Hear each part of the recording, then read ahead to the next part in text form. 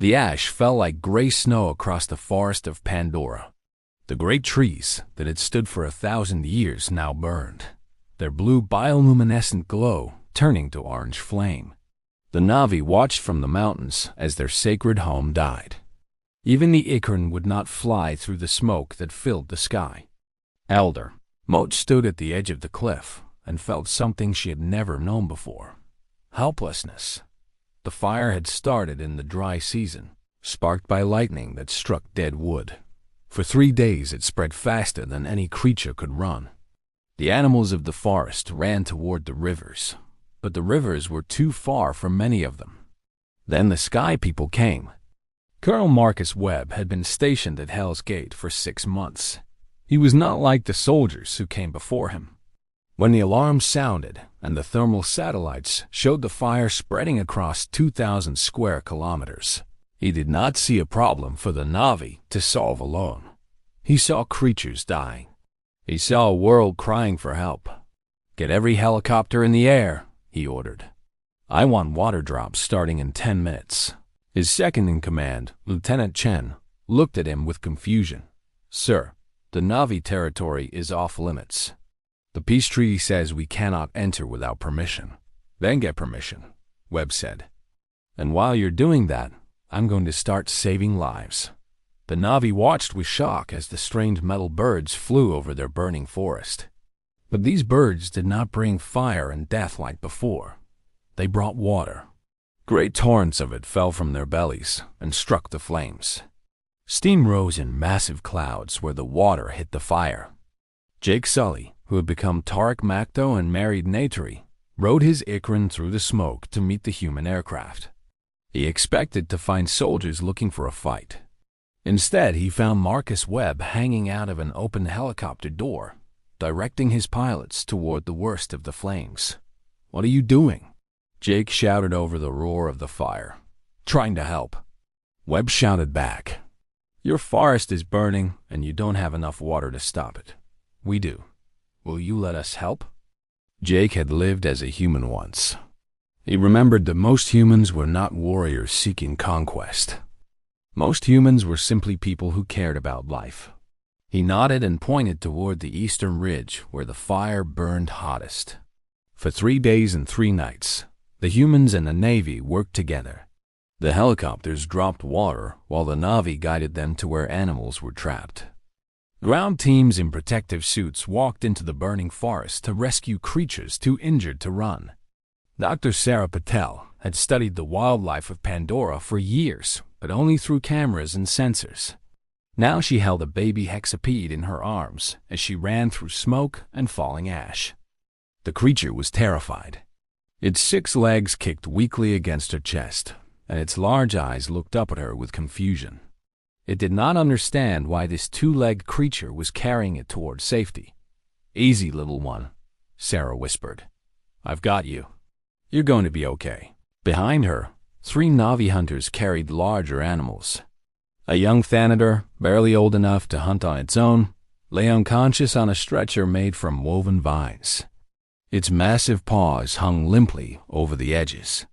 This creature would grow to become one of the most dangerous predators on Pandora. It could kill a human in seconds. But right now, it was just a scared young animal that needed help. The Na'vi hunter named Sudi the Younger, nephew of the great warrior who died in the battle years ago, looked at the humans with new eyes. He had been taught that Sky People only knew how to destroy. But these Sky People risked their own lives to save animals they had never seen before. "Why do you do this?" he asked Sarah as they reached the safety of the river. Sarah set down the baby hexapede and watched it stumble toward a group of its kind that had gathered at the water's edge. "Because every life matters," she said.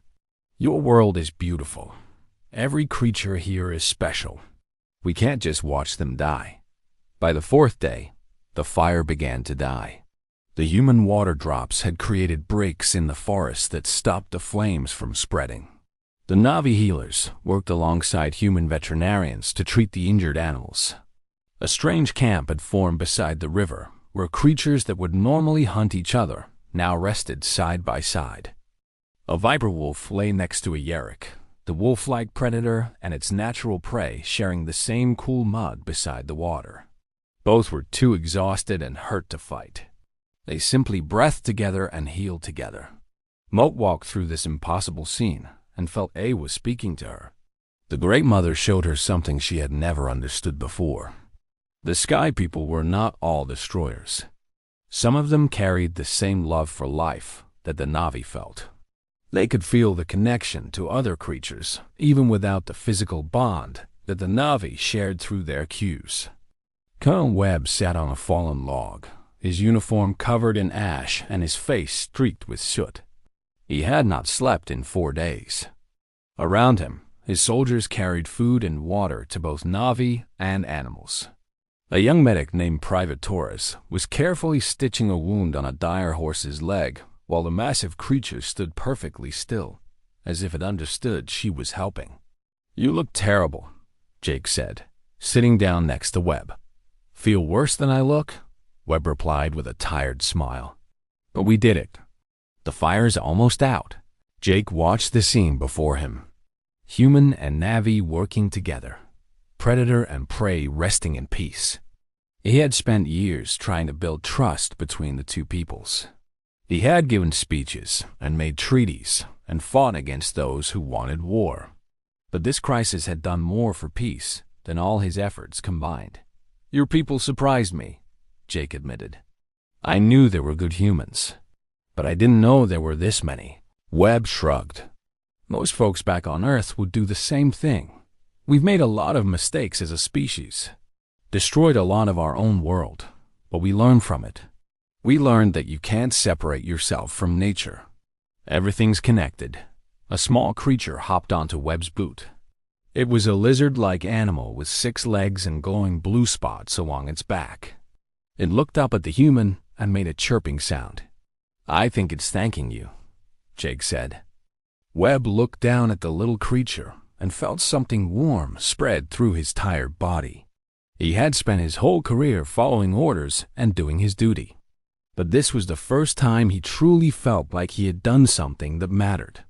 The forest would grow back. The animals would heal.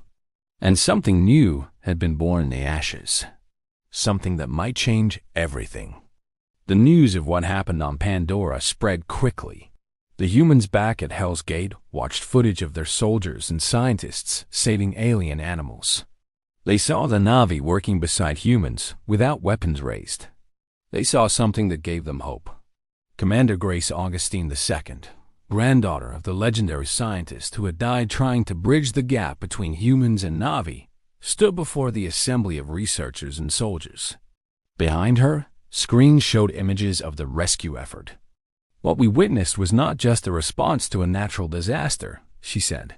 "It was proof that we can be better, that we can learn from our mistakes. The Na'vi have much to teach us about living in harmony with nature. And maybe, just maybe, we have things to teach them too." In the healing camp beside the river, the work continued.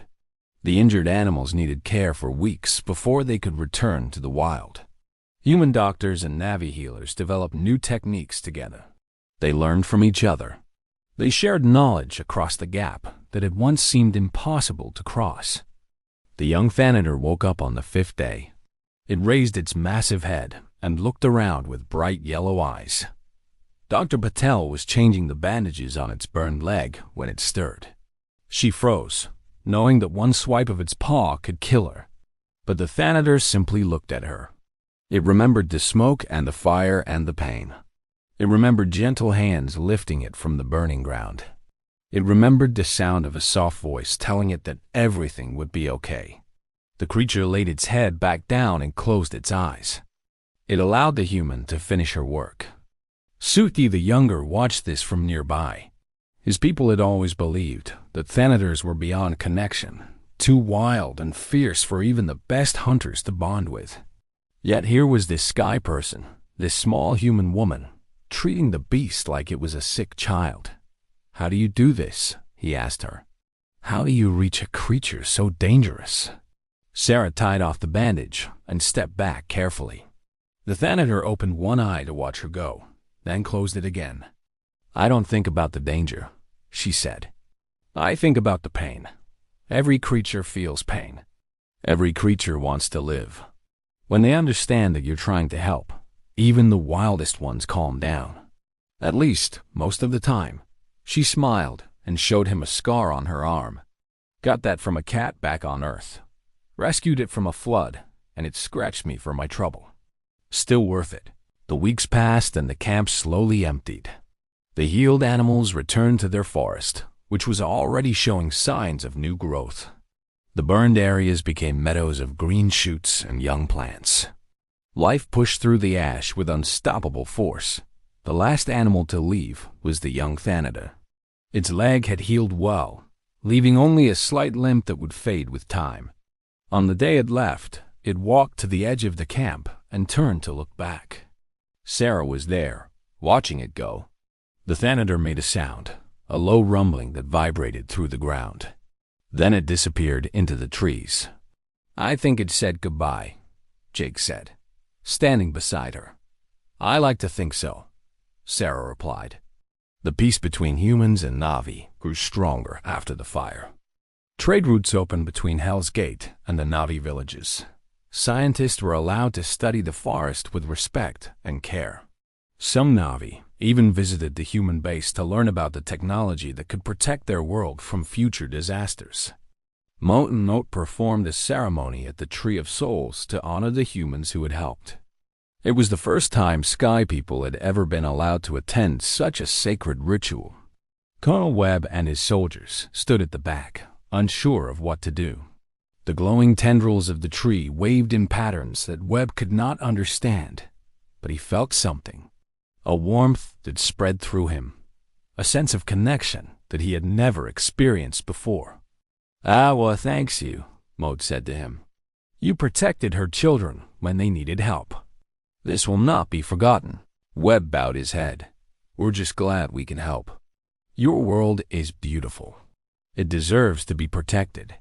A young Na'vi child walked up to Webb and held out a small carved figure. It was a Thanator, made from the wood of a tree that had survived the fire. For you, the child said in broken English. For saving the creatures.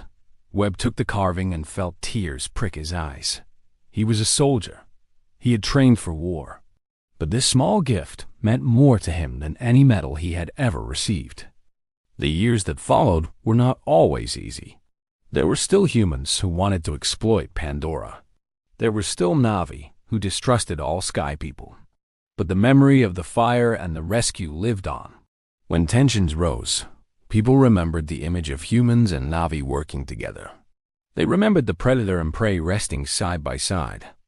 The Thanator that Sarah had healed became a legend. Hunters reported seeing it watching over groups of smaller animals, protecting them from other predators. It was as if the creature remembered its time in the camp, surrounded by different species, all helping each other. Some said it was impossible. Thanators were killers, pure and simple. They did not protect. They only hunted. But the Na'vi knew better. They knew that compassion could change even the wildest heart. They had seen it happen with the humans, who had come as destroyers and learned to become protectors. If the Sky People could change, then so could any creature. The great tree that Moat had watched burn grew back from its roots. It took many years, but eventually it stood tall again, its blue glow lighting the night. Around its trunk, the forest flourished. Animals filled the spaces between the trees.